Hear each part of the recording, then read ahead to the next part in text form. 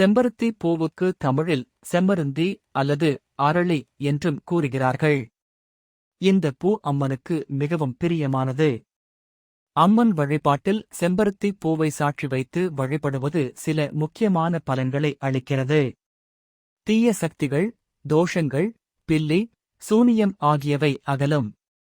உடல் நலம், தீராத வியாதிகள் மற்றும் உடல் நலக்குறைவுகளை போக்கும். செம்பருத்தி பூ அம்மனை மகிழ்விப்பதால் வாழ்வில் மங்களம், மனநிம்மதி மற்றும் செல்வ வளம் கிடைக்குமா? அம்மனின் கோபம் குறைந்து கருணை பெருகி பக்தர்களுக்கு அருள் புரிவாள். பல்வேறு தோஷங்கள், குடும்ப சிக்கல்கள் மற்றும் எதிர்ப்புகளை நீக்க செம்பருத்தி பூவால் வழிபாடு சிறந்தது. இஷ்டசித்தி. மனதில் விருப்பம் நிறைவேறி சவால்களை எதிர்கொண்டு வெற்றி பெற உதவுகிறது. வெள்ளிக்கிழமை மற்றும் அம்மன் பிரதிஷ்டை நாள்களில் செம்பருத்தி பூவை அம்மனுக்கு அர்ப்பணித்து வழிபட வேண்டும்.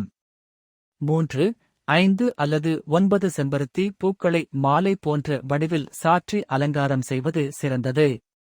பூஜையின் போது துர்க்கை அல்லது மாரியம்மன் மந்திரங்களை ஜபிக்கவும்.